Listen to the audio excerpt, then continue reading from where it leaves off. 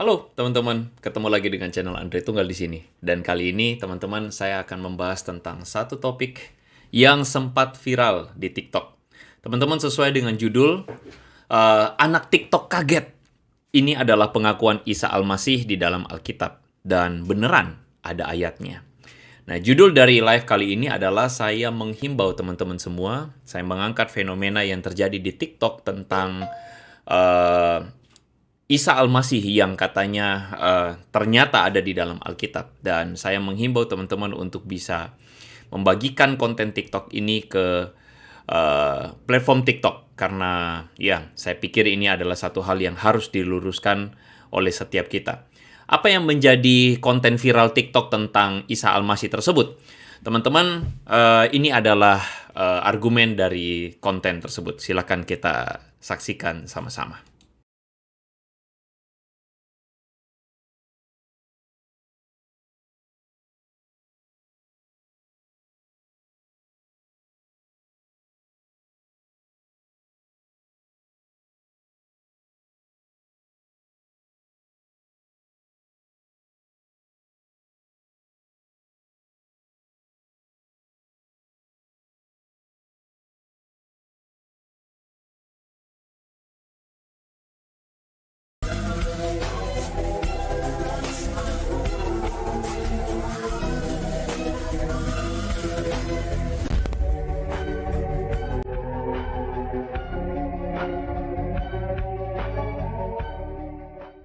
Ya, teman-teman mungkin sebagian dari teman-teman tidak menginstal TikTok atau teman-teman tidak punya akun TikTok, tetapi ini menjadi viral karena konten ini di-like oleh, yang saya tahu sejauh terakhir ini adalah di-like oleh 5 juta orang.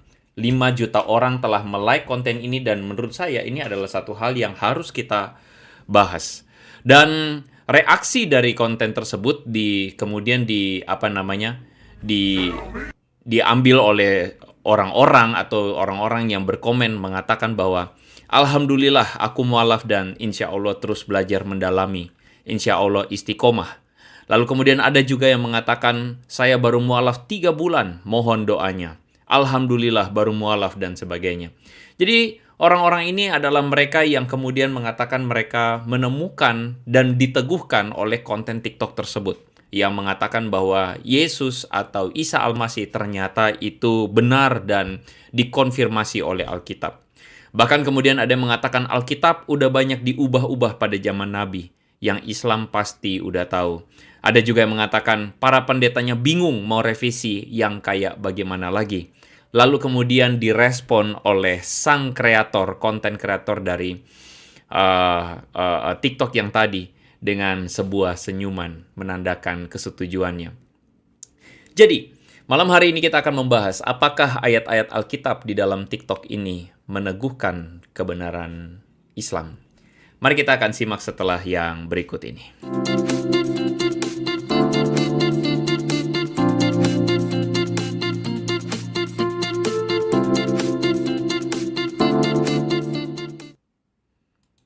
Baik. Teman-teman, saya mengajak teman-teman untuk sekali lagi melihat apa yang menjadi konten dari TikTok tersebut ya. Kita akan lihat sekali lagi konten TikTok tersebut dengan sebuah sebuah ide adalah di sini terlihat bahwa saya kira ini adalah kita bisa sepakat ini adalah gambar Yesus lalu mengatakan ya Rabi ya Robi ya. Maksudnya Nabi Muhammad, apakah waktunya telah tiba ya? Kita lihat sekali lagi. Ya Muhammad, apakah waktunya telah tiba? Benar, turunlah dan luruskanlah mereka. Lalu kemudian dikatakan baik dengan senang hati. Sembahlah Allah Tuhanku dan Tuhanmu, Al-Maidah 117. Lalu kemudian Matius 7:23, pada waktu itulah aku akan berterus terang kepada mereka. Lalu Matius 7:21, bukan yang memanggilku Tuhan, Tuhan yang akan masuk ke dalam kerajaan sorga. Tidak ada Tuhan selain Allah dan aku Yesus adalah utusannya. Lalu Maryam 30, aku ini seorang hamba yang diberi kitab Injil dan dijadikan sebagai nabi. Teman-teman, dari semua perkataan ini, teman-teman, kita akan menemukan bahwa sepertinya betul bahwa ayat-ayat Alkitab dan Quran itu selaras, yang meneguhkan kebenaran Islam. Pertanyaannya, apakah benar demikian? Karena itu saya akan mengajak teman-teman di dalam live kali ini, kita akan sama-sama membahas, kita akan membedah percakapan imajiner tentang Isa Al-Masih.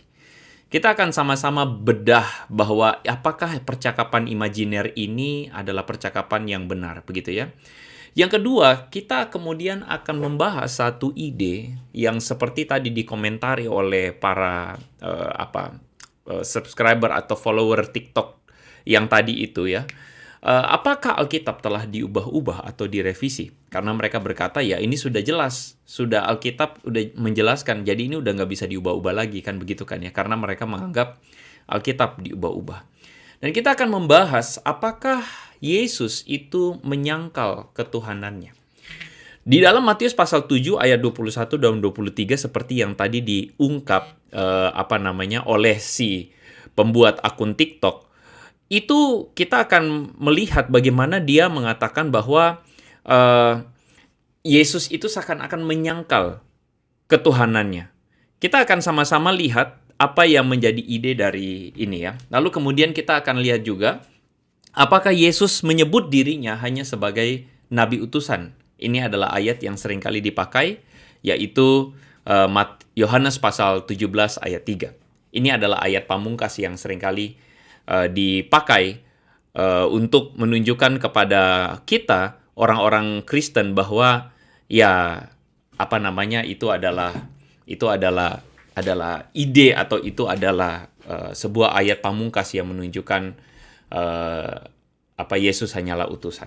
Kita akan lanjut ke dalam percakapan ini, saudara-saudara ya. Ini adalah sebuah percakapan yang menurut saya ini adalah sebuah percakapan yang imajiner ya. Di situ dikatakan Yesus kemudian berkata, lalu kemudian apakah sudah waktunya sudah tiba? Lalu kemudian benar, turunlah dan luruskanlah mereka. Nah teman-teman, ini saya lihat ini kaligrafinya adalah kaligrafi Allah ya, begitu ya. Tapi saya pikir, saya nggak tahu apakah ini adalah perkataan ya Rabi ini adalah kepada Muhammad atau kepada Allah. Tapi whatsoever, perkataan Yesus itu kemudian mengatakan baik dengan senang hati ya. Nah ini adalah sebuah perkataan yang sebenarnya dilanjutkan dengan perkataan di dalam Al-Maidah 117. Sembahlah Allah Tuhanku dan Tuhanmu. Di dalam Al-Maidah 116 dan 117, itu kemudian ini adalah sebuah percakapan ya. Sekali lagi ini adalah sebuah percakapan dalam tanda kutip antara Allah dan Isa Al-Masih. Saya tunjukkan kepada Anda apa yang menjadi ayat Al-Maidah 116 dan 117. Di situ dikatakan Allah berfirman, "Wahai Isa, putra Maryam, engkaukah yang mengatakan kepada orang-orang, jadikanlah aku dan ibuku sebagai dua Tuhan selain Allah?" Isa kemudian menjawab, "Maha suci engkau, tidak patut bagiku mengatakan apa yang bukan hakku. Jika aku pernah mengatakannya, tentulah engkau telah mengetahuinya. Engkau mengetahui apa yang ada pada diriku dan aku tidak mengetahui apa yang ada padamu. Sungguh, engkaulah yang maha mengetahui segala yang gaib." Lalu Al-Maidah 117. Aku, kata Isa Al-Masih, itu tidak pernah mengatakan kepada mereka kecuali apa yang engkau perintahkan kepadaku, yaitu sembahlah Allah, Tuhanku dan Tuhanmu, dan sebagainya. Ya, teman-teman, di sini kita akan menemukan bahwa itulah sebabnya kenapa saya tulis ya. Saya menulis percakapan dalam tanda kutip ya. Percakapan dalam tanda kutip. Mungkin apakah ada di antara teman-teman yang tahu kenapa saya tulis bahwa ini adalah sebuah percakapan ya. Percakapan antara Allah dan Isa Al-Masih. Teman-teman, saya tidak bisa mempercayai narasi ini sebagai narasi percakapan yang sebenarnya. Kenapa demikian?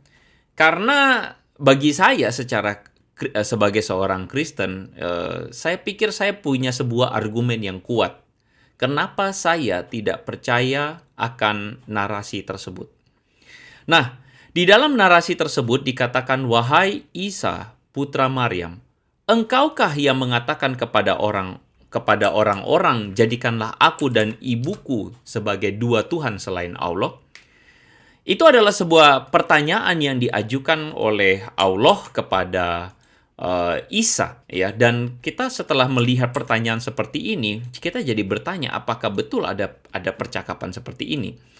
Nah, dalam percakapan seperti ini dikatakan, "Engkaukah yang mengatakan pada orang-orang, jadikan aku dan ibuku sebagai dua Tuhan?"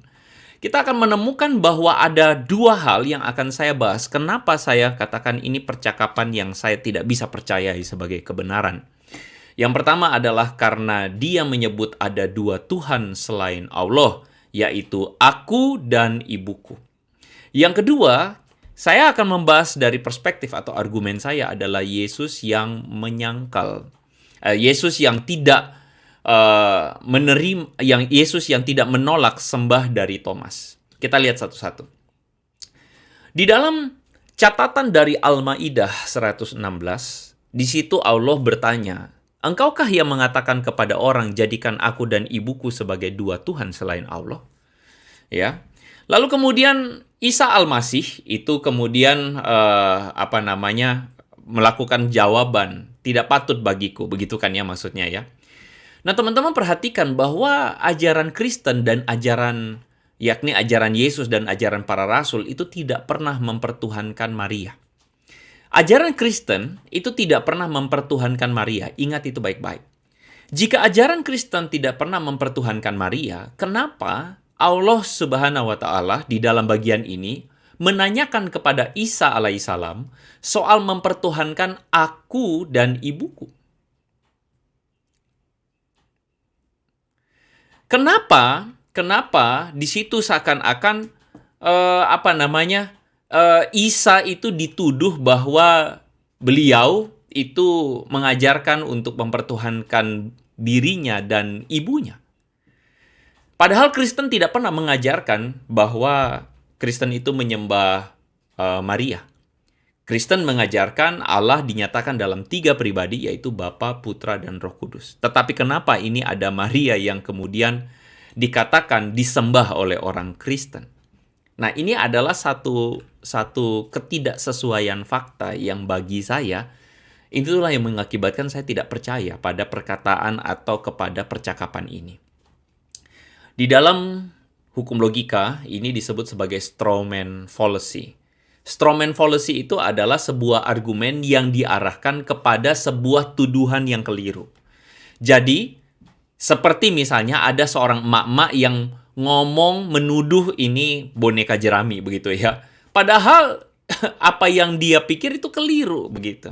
Nah, inilah yang menurut saya terjadi fallacy kepada orang-orang Kristen. Karena agama Kristen dituduh mempertuhankan Maria. Itu yang pertama, ya. Yang kedua, di situ Isa mengatakan, "Maha suci engkau, tidak patut bagiku mengatakan apa yang bukan hakku." Jadi seakan-akan Isa itu mengatakan di depan Allah bahwa, saya tidak mungkin mengambil hak Allah sebagai Tuhan satu-satunya. Kan begitu maksudnya. Nah, di dalam sebuah pengajaran Kristen, jelas Yesus itu menerima sembah dan pengakuannya Thomas. Misalnya Yesus mengatakan, "Ya Tuhanku dan Allahku." Itu Thomas yang mengatakan ya. Thomas mengatakan, "Ya Tuhanku dan Allahku," dalam Yohanes pasal 20 ayat 28. Jika Yesus itu adalah nabi dan dia konsisten dan dia tidak akan mengambil haknya, maka kenapa Yesus menerima sembah dari Thomas? Ini pertanyaannya. Kenapa Yesus menerima sembah dari Thomas yang mengatakan dia sebagai Tuhan? Sedangkan Isa di dalam narasi Al-Maidah 117 itu menyangkalinya di depan Allah.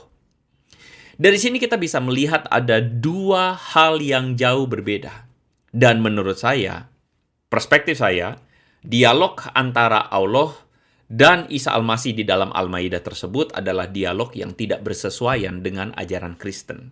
Dan dalam hal ini, saya tidak setuju dengan narasi dari Al-Maidah tersebut. Dan narasi itu adalah sebuah percakapan yang bagi saya tidak menyetujuinya karena ajaran Kristen tidak mengajarkan yang demikian. Kalau saya sih percaya pada kesaksian Alkitab. Ya, kalau saya percaya pada kesaksian Alkitab. Bagaimana menurut teman-teman semua? Apakah teman-teman percaya pada kesaksian yang mana? Sedangkan di dalam TikTok tersebut, teman-teman ngomong-ngomong ya, TikTok itu tuh atau TikTok yang tadi itu tuh sudah sudah dinonton oleh 5 juta orang, ya. TikTok ini adalah TikTok yang bagi saya itu sudah benar, wow, 5 juta orang loh ya dan nonton. Bahkan ada satu video yang lain, nanti saya tunjukkan videonya, itu ditonton oleh 7,2 juta orang. Begitu banyak anak-anak TikTok menurut saya adalah anak-anak yang sudah disesatkan oleh narasi ini. Dan bagi saya pikir saya harus mengangkat ya. Oke, saya mau sedikit berkomentar, mau sedikit membahas beberapa teman-teman ya. Bro Subaru Guardian mengatakan, tentu saja Alkitab ya, percaya Alkitab karena saksinya banyak. Ya, tentu saja ya. Bro Roy Lamposi Hombing mengatakan, saya percaya Alkitab. Yes, true. Maria Swabei, Alkitab Koko ya. Yes, Jack percaya Alkitab. Ini saya belum ketemu yang lain lagi nih ya. TikTok kan Friendster zaman sekarang. Oke. Saya thank you buat teman-teman yang sudah bergabung dan thank you buat teman-teman yang sudah sama-sama meramaikan ya. Saya pikir kita harus membahas dulu selanjutnya. Saya secara pribadi, saya percaya akan kesaksian di dalam Alkitab. Dan kesaksian Alkitab dengan jelas menentang apa yang dikatakan oleh TikTok tersebut. Sebuah percakapan antara Allah dan Isa Al-Masih yang bagi saya itu adalah percakapan yang tidak sesuai dengan ajaran Kristen. Ya. Sekali lagi, it's okay to disagree. Ya, saya memakai hak saya sebagai orang Kristen yang dijamin kebebasan beragamanya dan saya menyatakan ketidaksetujuan saya terhadap perspektif dari Muslim dalam hal ini. Ya, nah mungkin ada di antara teman-teman polemikus Muslim yang kemudian mengatakan Alkitab Kristen itu sudah diubah-ubah ya, seperti tadi komentar ya, Alkitab Kristen itu udah diubah-ubah begitu ya. Nah, komentarnya seperti apa? Ini komentarnya ya. Alkitab udah banyak diubah. Udah dari zaman para nabi. Yang Islam pasti udah tahu. Katanya begitu. Lalu kemudian para pendeta bingung mau revisi yang kayak bagaimana. Jadi maksudnya dari video TikTok tersebut seperti seakan-akan Kristen sudah terpojok dan sudah tidak bisa ngomong apa-apa. Makanya Ashabul Kahfi sebagai kreatornya cuma bisa nyengir dan ketawa. Teman-teman, bagaimana kita menjawab hal ini? Nah, ngomong-ngomong sebelum saya membahas lebih lanjut, saya mengajak teman-teman yang menonton video saya, siapapun Anda, jika Anda punya akun TikTok, silakan Anda sebarkan video saya. Saya kebetulan hingga saat ini saya tidak aktif di TikTok sama sekali. Jadi saya memilih untuk, saya tahu bahwa ada banyak teman-teman yang juga mungkin nonton TikTok, bahkan juga teman-teman mungkin konten kreator TikTok, silakan bagikan video saya ini, potong-potong aja, lalu silakan bagikan di akun kalian, dan berikan penjelasan kepada akun TikTok yang sudah memberikan informasi yang keliru tentang kekristenan ini, ya. Silakan. Saya lanjut lagi. Saya lanjut lagi. Ide tentang Alkitab yang sudah diubah-ubah, ini adalah satu ide yang sebenarnya kita harus akui. Ini adalah sesuatu yang sudah lumrah sekali beredar di kalangan teman-teman kita yang Muslim, ya. Bahwa mereka menuduh Alkitab kita itu adalah Alkitab yang diubah. Nah, dalam hal ini saya akan membahas secara ilmiah apa yang menjadi standpoint kenapa saya berada dalam posisi Alkitab yang tidak diubah. Seperti ini kira-kira argumennya. Teman-teman, saya perkenalkan kepada Anda semua, yaitu sebuah papirus 66, atau kodenya adalah P66, yang mungkin biasa dikenal orang sebagai Bodmer Papyri. Ini adalah sebuah tulisan atau papirus yang ditemukan, ya teman-teman, bahkan diperkirakan usianya ini adalah kira-kira berasal dari abad kedua atau abad ketiga. Nah, Papyrus Bodmer ini, atau Papiri Bodmer Papiri ini, adalah sebuah salinan dari kitab Yohanes atau Injil Yohanes. Berasal dari apa? Berasal dari abad kedua dan abad ketiga Masehi. Nah, di dalam salinan Injil Yohanes ini, tentu saja karena sudah termakan usia, teman-teman, beberapa salinan papirusnya itu rusak. Nah, dari dokumen yang ditemukan, Papirus 66 ini, teman-teman, ditemukan beberapa bagian salinan kitab Injil Yohanes yang masih utuh. Kira-kira dari pasal 1 ayat 1 sampai 6, lalu ayat 1 sampai 6 ayat 11, pasal 1 ayat 1 sampai pasal 6 ayat 11, lalu pasal 6 ayat 35 sampai 14, dan sekian-sekian teman-teman bisa lihat di dalam gambar atau presentasi yang saya tunjukkan kepada teman-teman. Perhatikan teman-teman, saya sengaja berikan bagian yang kuning ya. 20 Yohanes pasal 20 ayat 25 sampai 21 ayat 9 ya. Saya sengaja memberikan bagian ini kenapa? Karena ada catatan Yohanes di dalam pasal 20 ayat 28 dan ayat 31 yang saya mau tunjukkan kepada Anda semua. Kalau misalnya orang Muslim mengatakan Alkitab sudah diubah-ubah, maksudnya adalah Yesus itu sebenarnya di awal menurut mereka tidak mengaku sebagai Tuhan, tapi direvisi mengaku jadi Tuhan. Saya tunjukkan bahwa dalam papirus yang berasal dari abad kedua dan abad ketiga, itu ada tulisan yang jelas-jelas seperti yang tulisan yang kita punya hari ini. Yohanes pasal 20 ayat 28, Thomas menjawab, "Ya Tuhanku dan Allahku." Thomas mengatakan kepada Yesus. Lalu ayat 31, dikatakan semua yang tercantum di sini telah dicatat supaya kamu percaya bahwa Yesuslah Mesias, anak Allah, dan supaya kamu oleh imanmu memperoleh hidup di dalam namanya. Kedua ayat ini adalah dua ayat yang otentik karena tidak ada perbedaan antara Papirus 66 tadi dengan Alkitab hari ini. Jadi, teman-teman mungkin berkata, loh itu kan abad kedua dan abad ketiga.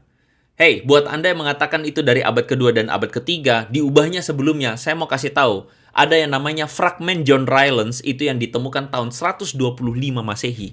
Itu pun adalah sebuah tulisan atau salinan Injil Yohanes yang juga identik dengan Papirus 66. Sehingga bisa kita katakan bahwa di dalam bagian ini, jelas-jelas sejak abad pertama, sejak abad kedua, bahkan abad ketiga, itu sudah dikatakan pengakuan tentang ketuhanan Yesus.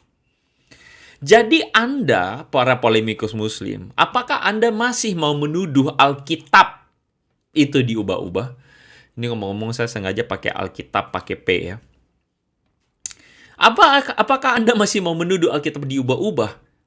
Surah 3 ayat 3 itu mengatakan jangan lupa, Dia, Allah menurunkan kitab Quran kepadamu, yaitu kepada Muhammad, yang mengandung kebenaran dan membenarkan kitab-kitab sebelumnya. Membenarkan kitab-kitab sebelumnya. Apa yang dibenarkan? Taurat dan Injil. Oke, berdasarkan telaah sejarah yang tadi, di abad kedua dan abad ketiga itu kita menemukan Papirus 66 berisikan salinan Injil Yohanes yang lengkap, ya. Salinan Injil Yohanes yang identik. Alkitab abad 21 atau Alkitab yang kita pegang hari ini itu adalah Alkitab, ya, ini rentang waktu ya antara abad kedua sampai abad 21. Sedangkan di abad yang ke-7, surah 3 ayat 3 ini, ya, itu turun kepada Muhammad. Oke, pelan-pelan ya. Kalau Anda Muslim masih mau menuduh Alkitab diubah-ubah, perhatikan ini. Surah 3 ayat 3 itu meneguhkan kebenaran Injil. Dikatakan Injil dari para ahli kitab itu dibenarkan oleh Quran. Ini ayatnya ya. Dibenarkan oleh Quran, dibenarkan oleh Allah, diteguhkan. Dan kitab-kitab itu artinya kitab-kitab Injil pada abad ke-7, menurut perkataan di dalam surah 3 ayat 3 itu, kitab-kitab Injil itu benar. Jadi kitab-kitab Injil itu benar, berarti selama di abad ke-7 ini, dari abad kedua dan abad ketiga, itu tidak ada kesalahan berarti. Tidak ada revisi kan, seperti yang kalian tuduh. Pertanyaannya, kalau memang kitab Injil Yohanes itu diubah, pertanyaan saya adalah diubahnya kapan? Sebelum atau sesudah Muhammad? Itu pertanyaan saya. Kalau itu sebelum Muhammad, surah 3 ayat 3 mengatakan kitab Injil itu dibenarkan. Kalau gitu Muslim mau nggak mau mesti mengatakan, sesudah Muhammad. Nah, masalahnya sesudah Muhammad, dari abad 21 Alkitab yang kita punya hari ini, identik dengan Papirus 66. Seperti ditemukan oleh Bodmer Papiri itu, di dalam Bodmer Papiri itu. Sehingga teman-teman, dari data ini kita bisa katakan bahwa tidak ada perubahan atau revisi setidaknya seperti ayat yang tadi saya katakan di dalam Injil Yohanes. Jadi kalau ada orang yang mengatakan Alkitab itu udah banyak diubah, pendetanya bingung mau revisi dan sebagainya. Anda itu sedang melawan dua hal. Dua hal apa yang Anda lawan? Yang pertama adalah Anda melawan hukum logika dan pembuktiannya dari hasil arkeologi Papirus 66. Anda sedang melawan hukum logika. Dan yang kedua, Anda sedang melawan klaim dari Muhammad di dalam surah 3 ayat 3. Atau katakanlah, yaitu firman Allah, begitu. Anda sedang melawan ajaran agama Anda sendiri. Jadi ketika ada polemikus Muslim yang mengatakan Alkitab Kristen sudah diubah-ubah, tetot, Anda salah besar. Anda salah besar. Ya teman-teman, saya pikir ini adalah satu hal yang harus kita luruskan. Ya, itu adalah satu hal yang harus benar-benar kita luruskan. Oke, ya, ada teman kita yang komentar, mereka terlalu sibuk baca Alkitab sampai mereka lupa baca Al-Quran. Nggak sadar ada ayat dalam Al-Quran yang membenarkan Injil. Ya, begitulah kira-kira ya. Samuel Edward, sebenarnya masuk akal kalau mereka bingung kok Andre. Surah 3 ayat 3 mereka disuruh percaya sama kitab sebelumnya, tapi begitu mereka baca Alkitab, kok beda jauh ya sama Quran? Ya, itulah. Itulah ya, begitu ya. Nah, jadi saya pikir itu ya ada beberapa komentar teman-teman, thank you ya. Apologetika, bongkar-bongkar. Iya, kalau nggak salah Bro Apologetika ini punya TikTok juga ya. Silakan dibagi Bro, ya silakan dibagi video-video saya ini silakan diambil aja, lalu dibagikan kepada mereka di TikTok supaya narasi-narasi yang keliru itu bisa diluruskan ya. Oke, kita lanjut lagi di dalam Matius 7 ayat 21 dan 23. Apakah Yesus menolak dipanggil Tuhan? Ya. Nah, teman-teman bisa lihat di dalam potongan TikTok tersebut, itu ada Matius pasal 7 ayat 23. Pada waktu itulah, dia kutip ya, jadi si Ashabul Kahfi ini mengutip. Pada waktu itulah aku akan berterus terang kepada mereka. Lalu dia ambil ayat 21. Bukannya memanggilku Tuhan, Tuhan yang akan masuk ke dalam kerajaan sorga.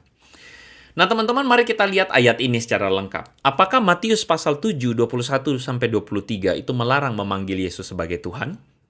Firman Tuhan berkata, bukan setiap orang yang berseru kepadaku, Tuhan, Tuhan. Betul ya, dia kutip begitu ya. Bukan setiap orang yang berseru kepadaku, ini kata Yesus, Tuhan, Tuhan, yang akan masuk dalam kerajaan sorga. Melainkan dia yang melakukan kehendak Bapa-Ku yang di sorga. Pada hari terakhir banyak orang akan berseru kepadaku, Tuhan, Tuhan. Bukankah kami bernubuat demi namamu, dan mengusir setan demi namamu, dan mengadakan banyak mujizat demi namamu juga? Pada waktu itulah aku akan berterus terang kepada mereka dan berkata, aku tidak pernah mengenal kamu. Enyahlah daripadaku kamu sekalian pembuat kejahatan. Itu adalah ayat lengkapnya. Teman-teman, saya mengajak teman-teman, pertanyaannya, sebenarnya kalau teman-teman baca ayat ini, teman-teman udah ngerti. Bahwa ayat ini sebenarnya tidak bermaksud untuk Yesus itu melarang mereka memanggil Tuhan. Bukan itu maksudnya. Mari kita lihat konteksnya. Teman-teman, di dalam konteks Matius 7, 21-23, kalau kita lihat di ayat 18, di situ dikatakan Yesus itu menegur para ahli Taurat atau nabi-nabi palsu atau pengajar-pengajar palsu. Yesus menegur begini, tidak mungkin pohon yang baik menghasilkan buah yang tidak baik, ataupun pohon yang tidak baik menghasilkan buah yang baik. Setiap pohon yang tidak menghasilkan buah yang baik pasti ditebang dan dibuang ke dalam api. Ayat 20.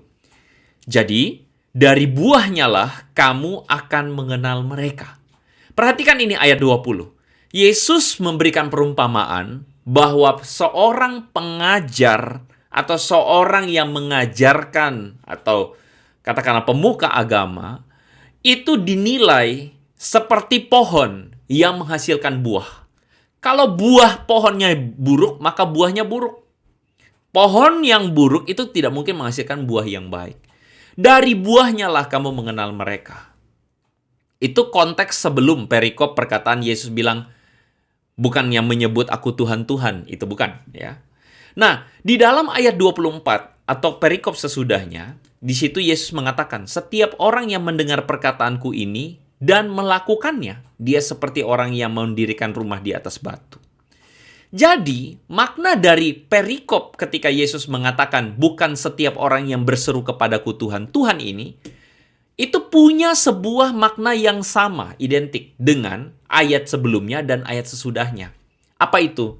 Yesus sedang bilang, dia yang melakukan kehendak Bapakku. Dia yang melakukan firman-Ku. Atau dia yang melakukan perkataanku. Bukan cuma mendengar, tapi melakukannya.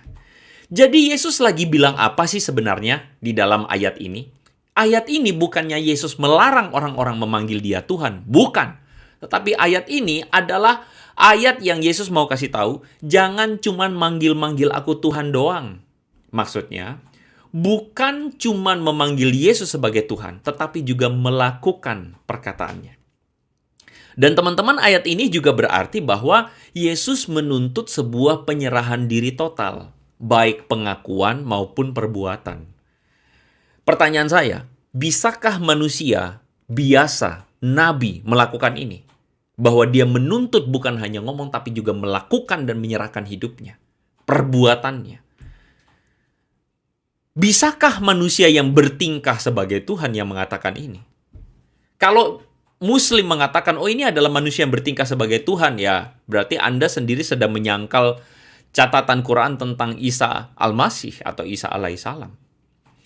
Bukankah ayat ini menunjukkan bahwa Yesus itu adalah Tuhan? Ya. Jadi, Matius pasal 7, 21-23, ayat yang dikutip oleh Ashabul Kahfi ini, adalah ayat yang justru menunjukkan atau melawan kesaksian Quran tentang Isa Al-Masih. Jadi, begini maksud saya. Anda mencomot ayat Alkitab, lalu Anda memberikan maksud sendiri. Nah, sekarang saya sebagai seorang yang belajar Alkitab, saya memberikan penjelasannya kepada Anda. Dan penjelasannya itu jelas menunjukkan bahwa Yesus itu menyatakan dirinya sebagai Tuhan yang berotoritas. Sekali lagi, jika Anda adalah TikTokers atau pemain TikTok, karena saya tidak main TikTok atau saya juga tidak terlalu tertarik untuk masuk ke TikTok, silakan Anda bagikan di akun TikTok Anda. Anda mendapatkan permisi saya, silakan Anda potong-potong, silakan Anda bagikan supaya Anda tunjukkan kepada mereka jangan ngawur kalau menunjukkan ayat Alkitab.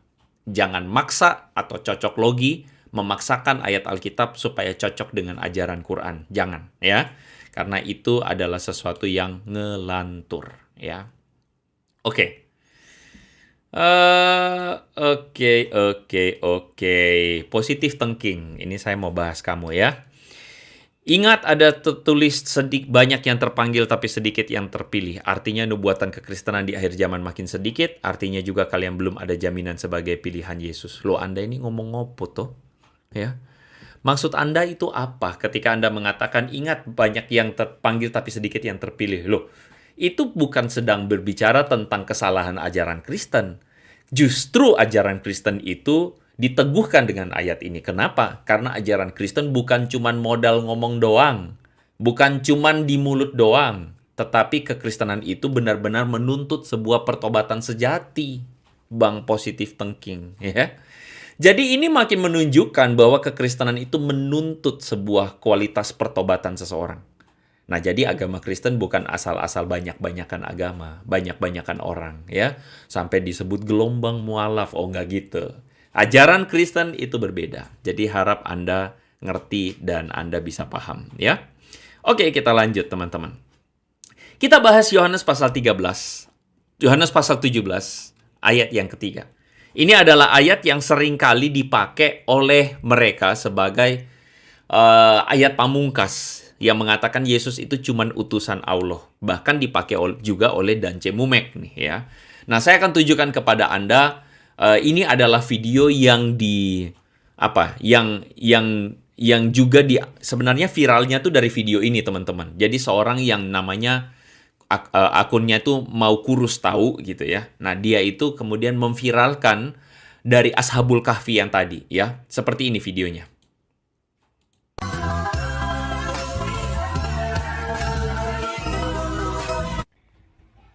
Oke, mari kita cek Yohanes 17 ayat 3. Inilah hidup yang kekal itu, yaitu bahwa mereka mengenal Engkau satu-satunya Allah yang benar dan mengenal Yesus Kristus yang telah Engkau utus. Gitu, dia kaget ya. Inilah hidup yang kekal itu, yaitu bahwa mereka mengenal Engkau sebagai satu-satunya Allah dan mengenal Yesus atau Aku yang Engkau utus ya. Nah, ayat ini menjadi satu ayat, ngomong-ngomong soal TikTok ini, jadi rame ya. Jadi dari Mau Kurus Tahu ini jadi rame, udah 7,2 juta yang saya lihat terakhir. Lalu kemudian merembetlah ke Ashabul Kahfi yang tadi ya. Nah, oke, kita bahas tentang ayat ini. Apakah Yesus beneran cuman utusan Allah? Ayat 3 memang mengatakan inilah hidup yang kekal itu, yaitu bahwa mereka mengenal Engkau satu-satunya Allah yang benar dan mengenal Yesus Kristus yang telah Engkau utus. Ayat ini memang kalau dilihat sekilas memang gampang sekali dipakai oleh polemikus muslim untuk mengenal Yesus seakan-akan mengatakan la ilaha illallah. Tidak ada Tuhan selain Allah. Dan Isa Al-Masih adalah utusan Allah. Seakan-akan kayak begitu ya. Tetapi seringkali mereka tidak mau menunjukkan ayat yang kedua. Ayat yang kedua mengatakan kepada kita, sama seperti Engkau telah memberikan kepadanya, kepada siapa? Yesus, kuasa atas segala yang hidup. Saya mau tanya, manusia siapa yang diberikan kuasa atas segala yang hidup? Saya mau tahu itu. Bahkan manusia dan nabi itu kok dikasih kuasa atas segala yang hidup. Gimana caranya? Lanjut ya. Demikian pula Yesus akan memberikan hidup yang kekal kepada semua yang telah Engkau, yaitu Allah, berikan kepadanya. Ini Bapa ya, Bapa berikan kepada Yesus. Jadi Yesus itu punya kuasa untuk memberikan hidup yang kekal. Manusia siapa yang punya kuasa untuk memberikan hidup yang kekal? Nah, polemikus muslim biasanya muncul. Kalau Yesus Tuhan, kenapa kalau begitu Yesus menyebut Allah selalu lebih besar daripada dia? Kan Tuhan. Tuhan kan harusnya sama. Kenapa menyebut Allah lebih besar? Oke, teman-teman perhatikan di dalam Yohanes 17 ini kan mereka pakai ayatnya ya. Nah, kita lihat di dalam Yohanes pasal 10. Kenapa Yesus menyebut Allah itu lebih besar daripada dia? Perhatikan ayat 29. Bapakku yang memberikan mereka kepadaku lebih besar daripada siapapun. Oke, ayat 30. Aku dan Bapa adalah satu. Perhatikan ini kata-kata. Satu ini adalah satu kata, eis ya, sebenarnya adalah satu yang juga menggambarkan kepada kita kata di dalam bahasa Ibrani, di dalam Ulangan pasal 6, Shema Israel, Adonai Eloheinu, Adonai Ehad.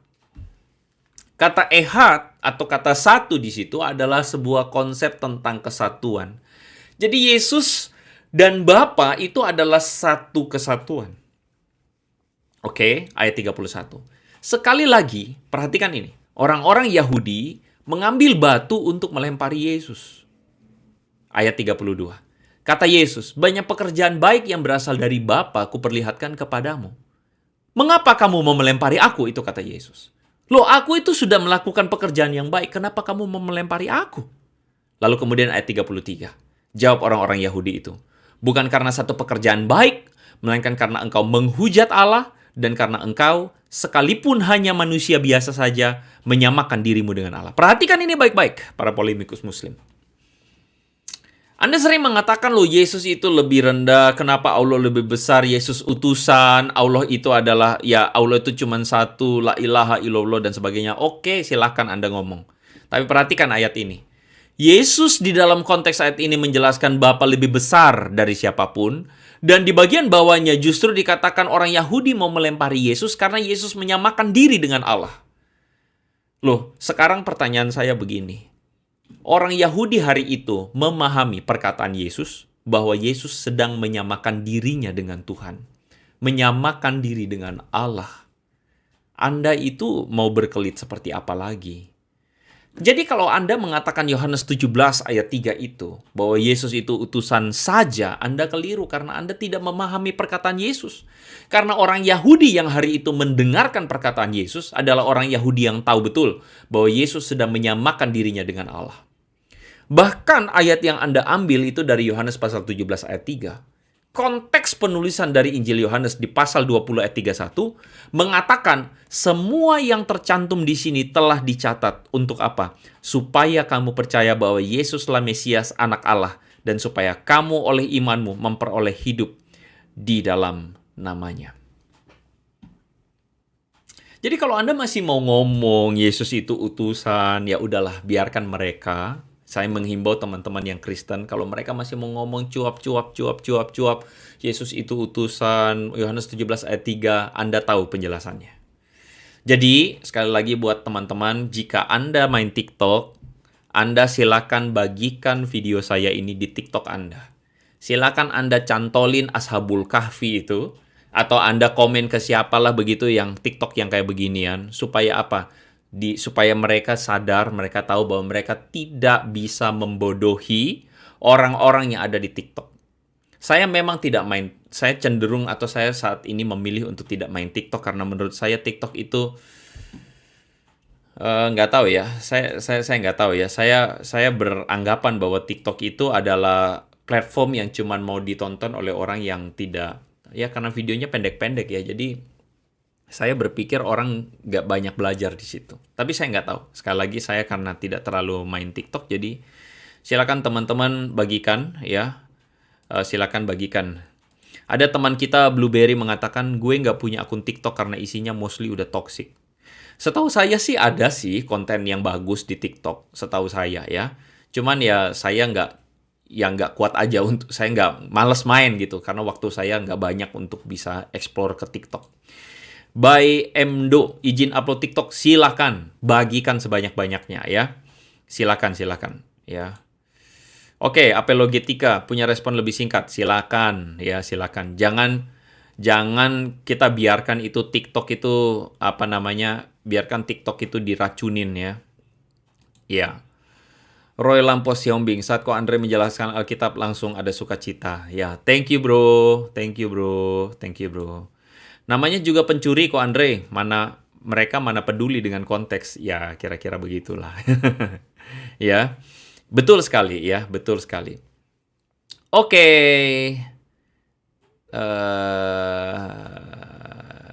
ya ada Honda Vario mengatakan Tuhan satu, bukan Yesus sebagai Tuhannya. Ya, Anda mikir ulang lagi ya. Ya. Oke, saya lanjutkan lagi ya. Ya. Oke, teman-teman, saya kira sebenarnya video saya hari ini tuh nggak terlalu panjang. Ya, sebenarnya saya sudah selesai pada bagian akhir dari video saya. Cuman saya sebenarnya ingin membahas tentang satu topik yang menurut saya ini cukup penting untuk dibahas. Ada sebuah buku PPKN yang diterbitkan oleh Kemendikbud yang berisikan sebuah narasi yang keliru tentang kekristenan. Ya, dan ini akan saya bahas dan saya berpikir akan saya live di hari Kamis. Saya nggak tahu apakah teman-teman saya mau bahas di hari Rabu atau hari Kamis. Saya melihat bahwa ini hal yang urgent untuk saya bahas. Saya tadi mempersiapkan kontennya dan saya rasa butuh lebih tajam lagi argumen saya. Nah, saya akan live dalam waktu dekat. Ya, sehingga nanti saya akan tunjukkan kepada tentu saja menurut saya ini fatal karena Kemendikbud seharusnya tidak sampai kelolosan ngomongin soal ini. Jadi sebagai sedikit spoiler, di situ dikatakan bahwa Kristen Protestan dan Kristen Katolik itu Tuhannya adalah Allah, Bunda Maria dan Yesus Kristus. Wah, ini sih fatal banget sih. Sampai-sampai buku Kemendikbud itu membahas bahwa Tuhannya Kristen, Allah, Bunda Maria, dan Yesus Kristus. Itu sih parah buat saya. Parah banget. Nah, saya akan bahas segera. Saya mempertimbangkan apakah besok atau lusa. besok atau Kamis. Karena saya berpikir video saya ini, ya saya nggak tahu. Saya mau minta masukan dari teman-teman ya. Apakah saya bahas apakah besok atau lusa ya. Hari Rabu atau hari Kamis. Silakan teman-teman tuliskan komentarnya di bawah tadi ya. Oke, saya akan bahas secepatnya pokoknya. Doakan saya supaya saya tetap bisa berikan yang terbaik, pelajaran yang terbaik, bahan yang terbaik juga buat teman-teman semua, dan kita semua orang-orang Kristen makin cerdas, makin kuat di dalam iman Kristen yang benar. Silakan share video ini jika Anda merasa bahwa video ini bermanfaat, dan video ini sekali lagi saya himbau buat teman-teman yang ada di TikTok, silakan pakai video saya, silakan berikan penjelasan kepada mereka supaya mereka tidak menyesatkan anak-anak kita yang ada di TikTok atau generasi Z yang ada di TikTok yang begitu mudah dan gampang sekali mendapatkan informasi yang keliru dari orang-orang seperti ini. So, kita ketemu lagi di konten berikutnya, konten besok atau konten lusa. Ya, saya nggak tahu teman-teman maunya besok atau lusa. Kita ketemu lagi dalam konten yang mencerdaskan kita semua. So, make it simple, make it meaningful, and may God bless you, teman-teman.